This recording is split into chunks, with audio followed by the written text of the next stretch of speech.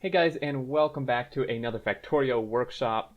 Unfortunately, Zuri is not with us again today, still having technical problems. I believe he does not have any working headphones, or mic maybe, so he can't really participate, unfortunately. Hopefully by next video he will.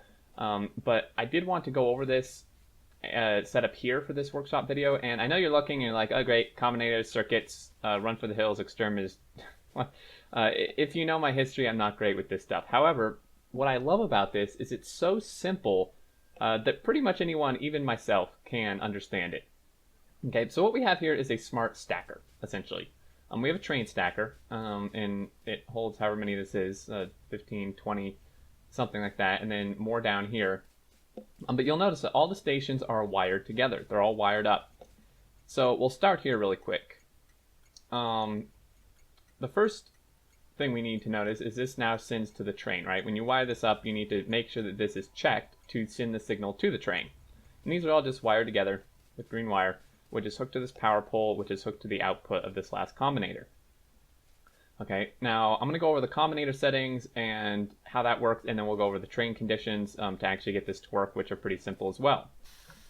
So what this does essentially is this tells trains to wait in the stacker until we get below a certain amount of resource that we have preset, right? So in this particular instance, we're only doing this for iron, copper, and plastic, but the beauty of this is you can easily add in any resources you want that you may have trains coming here for.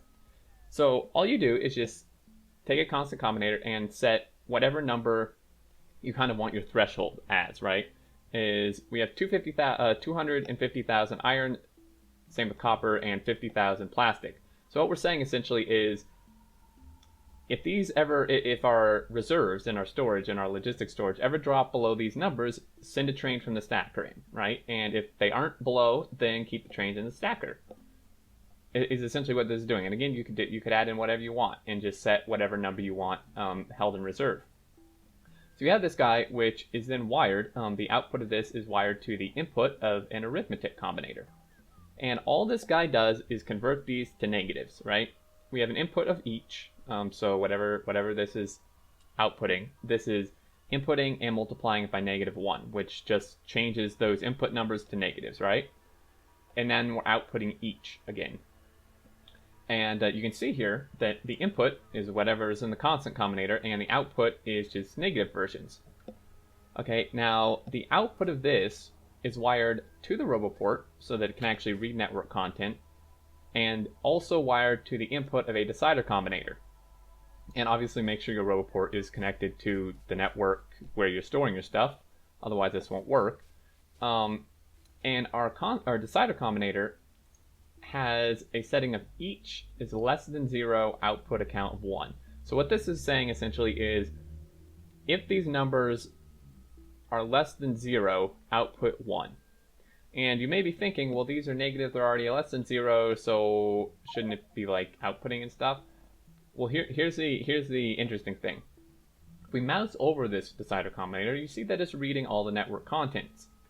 And most of this, the majority of the things, it's reading them as they are, right? It's just reading whatever's in there. Ion cannon. Thank you, ion cannon. Ion cannon ready. But if you notice, the numbers for copper and iron and plastic, these are actually what you have the excess amount compared to the conditions you set in here, right? So they're kind of moving around because we're producing stuff at the moment, but you can see there 53,000 copper. Well, we set our condition to 250,000, and you'll notice we have 303,000, which is 53,000. Same with the iron, we have it 250,000, and we have 265,000. So this is showing for those things, same with plastic, right? We have 61,000, we set it to 50. This is showing the excess of those, and that's where the negative comes in, right? So, we have 53,000 copper more than the 250,000 reserve that we want. So once these numbers dip below the amount, so say this drops to 249,000 copper in our network here, then this guy is going to read -1,000 copper, right? Or -1 perhaps. And and then it just outputs that count as 1 and outputs it to this power pole, which then goes to all the stations. And I'm going to change these just for demonstration purposes so you can actually see what this looks like.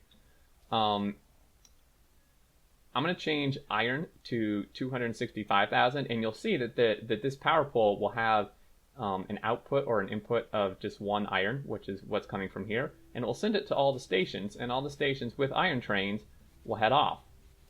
Okay, or just 1 train. But so we'll set this to 265,000 just for demonstration purposes. So this guy's outputting. You can see this now has a count of iron.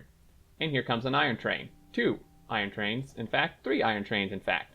So you can get a little overflow because it obviously doesn't register until they unload. But once they do, it shouldn't send any more trains in. So you will get a bit of extra, but we now send trains in, right? And the rest are waiting. So what type of train conditions do you need for this to work? It is about as simple as you can get.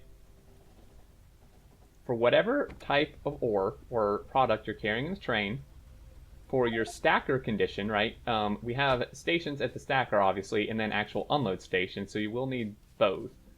But for our stacker condition, all you do is do a circuit network condition of whatever item the train carries equals 1, because that's what the power pole was outputting, right? The power pole was outputting a count of 1 iron. These are set to 1 iron. So once it gets a signal of 1 iron, it says, okay, I can go. And there you go. That's it. So this is I mean, it's a really great design, and I do want to give credit where it's due. Originally, this type of design was actually made by Robin, or I think he goes by Experiment on YouTube. I'm sorry if I give the wrong name for that. And someone else may have come up with this, but the first I saw of this was by him, and then MadZuri built this, and he just modified it a little, but the original design concept was made by Robin or Experiment. And there you go, guys. Super cool, very, very simple, smart train stacker, which has worked beautifully for us here on the Earth map.